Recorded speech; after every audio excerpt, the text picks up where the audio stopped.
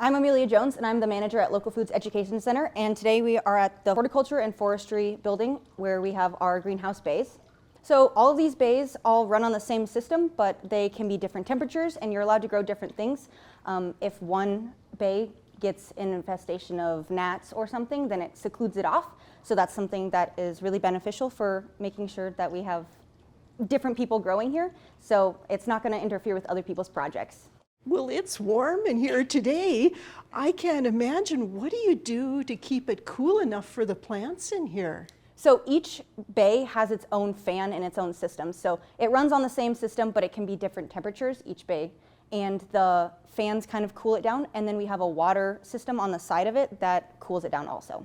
How early do you start plants here in this bay? This year, I believe that we started them in March. It's kind of a succession planting, so you don't start things all at the same time. Cucurbits are a lot different than tomatoes and all the other kind of plants. So it all kind of depends on the type. So is that in order to give you more growing space and more growing time? Yeah, so usually you can start such as like cucumbers and melons outside and people hill them, but for us it's easier to start them in here and then transplant them outside because our season starts kind of later than we were wanting to, so starting them at different times is easier for us to plant later. So how do you decide what to grow?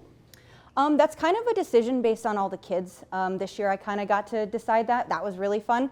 So I got to decide the types and what we were going to do. But talking to the kids and our workers is something that's really important and making sure everyone's on the same page. How do you decide what to grow? It's kind of based on the community, actually. So we donate a lot of our stuff. So things that people wouldn't know what to do with, it's kind of staying away from. I like the fun things. So there are a few things in here that people probably will have never seen before. But making sure that people have nutrient-dense produce to make sure that they have food on the table is kind of the biggest thing that we worry about, and that's why I chose some of the things that I chose. And how long do the plants stay in here then? Until they're ready, pretty much. Usually on the back of the seed packets, we're able to kind of determine when our planting date is. So ours was May 20th. But it kind of was pushed back. But I had everything ready to go by then, so usually if it says 4 weeks, I'll start it just right at that time. So it's kind of based on what's given to us on the packet of the seeds. Then do you have to work on weekends to water too?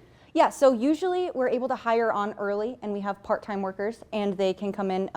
Somebody waters every day, at least once a day, unless it's really warm. Then we have a morning and a night, and then on weekends it's usually managers, but we have had a lot of help this year, so it's been pretty nice trying to get everyone to help us water. What do you do with all of the produce that you get from this program? So our program is mostly based on donations. It's fully based on donations, but it's mostly based in Brookings. So we go to the Carriage House, the Boys and Girls Club, and the Harvest Table mainly. Those are our three main things. And then we donate those as fast as we can, get them picked and then out the door as fast as possible. And also we send a lot home with our workers and their families because they know a lot of people that are a part of the food insecure percentage. So it's kind of give it to whoever is willing to take it and whoever is willing to try some new things. You mentioned nutrient-dense foods. What does that mean and what are those? So a lot of times people believe that fruit and vegetables are the best, and I agree. But a lot of times they are water and like celery. You'd think of celery and it's a very water kind of based fruit and all vegetables too. But potatoes are especially very dense. So if you were to eat like potato wedges, that would fill you up really fast. And then I chose some specific squashes that are going to be better. One of them was an angel hair spaghetti squash. So instead of eating pasta, which sometimes people can't afford, we can donate these free squashes. They're basically like spaghetti. Would it be possible to visit with some of the other students that have a project in here so they can tell me about what they're growing? Yeah, of course.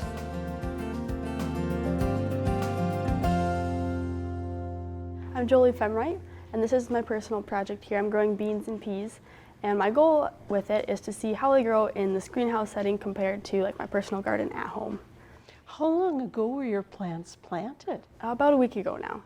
Oh my gosh, they're so nice.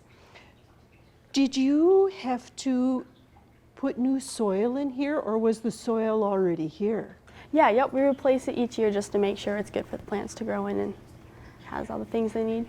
How do you get the soil out and bring the new in? We shovel it out actually by hand, so it's a little bit of a process, but very necessary and good for the plants. That's a lot of work. Yeah. And I see that you have some trellises here so that the plants can crawl up the trellises. Yep. Also, like one of my interests with the project is to see how high they'll grow on these trellises compared to my trellises at home. When you planted these, are these bush beans or are they pole beans? They're pole beans. And what's the difference between the two? So a bush bean will stay short and bushy, kind of like the term, sounds. And then a pole bean will, like a pole, it'll grow up the trellising, which is why we have this here.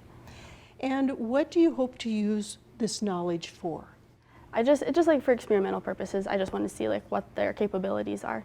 When you started these plants and these seeds, you planted them by seed. How far apart did you space the seeds? About 3 inches, 2 to 3 inches. Okay. Then do you have to come in and water these quite often? About once daily. So in the mornings I'll come in here and water them. How about fertilize? Do you fertilize them too? We do not. Really? Is there any fertilizing added to the soil at all, or are they just on their own? Nope, just on their own, just the soil mix.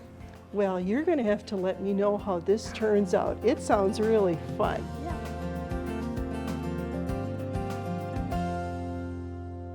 I'm Elizabeth DeBoer. I'm from Clear Lake, South Dakota, and I'm majoring in horticulture here at South Dakota State University. Elizabeth, is the local foods program, is that a major also?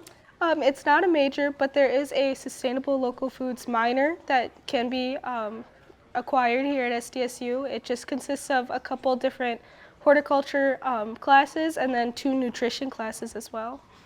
What do you hope to use this education for? I'm really not sure what I want to do with my horticulture major, so I'm trying to use this as an avenue to explore, maybe see if this is a career that I want to do later on in my future. And even if that's not the case, then just learn a little bit more about gardening so I can take that into my future life too.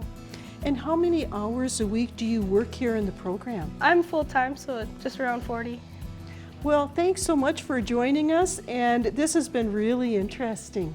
Thank you.